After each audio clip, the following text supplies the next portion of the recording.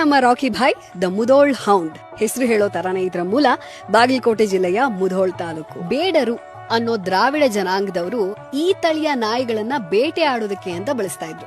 ಮುಧೋಳ್ನ ರಾಜ ಆಗಿದ್ದಂತಹ ಘೋರ್ಪಡೆಯವರು ಬೇಡರ ಹತ್ರ ಈ ನಾಯಿನ ನೋಡ್ತಾರೆ. ಇಂಗ್ಲೆಂಡ್ಗೆ ಭೇಟಿ ಕೊಟ್ಟಾಗ ಕಿಂಗ್ ಜಾರ್ಜ್ ಅವರಿಗೆ 2 ನಾಯಿಗಳನ್ನ ಉಡುಗೊರೆಯಾಗಿ ಕೊಡ್ತಾರೆ.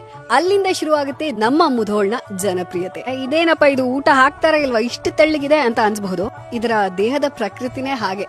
ಬೇಟೆ ಆಡೋದಕ್ಕೋಸ್ಕರ ಅಂತ, ಓಡಕ್ಕೋಸ್ಕರ ಚೆನ್ನಾಗಿ ಓಡ್ಲಿ ಅಂತ ತೆಳ್ಳಗಿನ ಮೈ, ತೆಳ್ಳಗಿನ ಮುಖ, ಉದ್ದವಾದ ಕಾಲು, ಬೇಟೆಯಾಡಿ ಕಿತ್ಕೊಂಡ್ ತಿನ್ನೋದಕ್ಕೆ ಚೆನ್ನಾಗಾಗ್ಲಿ ಅಂತ. ಸಖತ್ ಶಕ್ತಿ, ಸಖತ್ ಶಾರ್ಪ್, ಸಖತ್ತಾಗಿ ಚುರುಕಾಗಿರ್ತಾನೆ.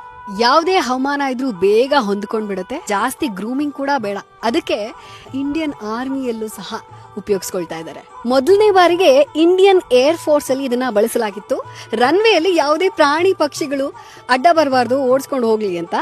ಅದಾದ್ಮೇಲೆ ಬೇರೆ ಬೇರೆ ಡಿಪಾರ್ಟ್ಮೆಂಟ್ಸ್ ಗಳಲ್ಲಿ, ಪೊಲೀಸ್ ಡಿಪಾರ್ಟ್ಮೆಂಟ್ ಗಳಲ್ಲಿ ಸೆಕ್ಯೂರಿಟಿ, ಸರ್ವೇಲೆನ್ಸ್ ಅಷ್ಟೇ ಅಲ್ಲದೆ ಪ್ರೈಮ್ ಮಿನಿಸ್ಟರ್ ಸೆಕ್ಯೂರಿಟಿ ಗ್ರೂಪ್ ಅಲ್ಲೂ ಕೂಡ ಈ ನಮ್ಮ ಮುಧೋಳ್ ನಾಯಿ ಸ್ಥಾನ ಪಡ್ಕೊಂಡಿದೆ. ನಮ್ಮ ಭಾರತದ ಕೆನೈನ್ ಹೆರಿಟೇಜ್ ನ ಎತ್ತಿ ಹಿಡಿಯೋದಕ್ಕೆ 4 ನಾಯಿಗಳನ್ನ ಅವರ ಸ್ಟ್ಯಾಂಪ್ ಮೇಲೆ ಫೀಚರ್ ಮಾಡ್ತಾರೆ.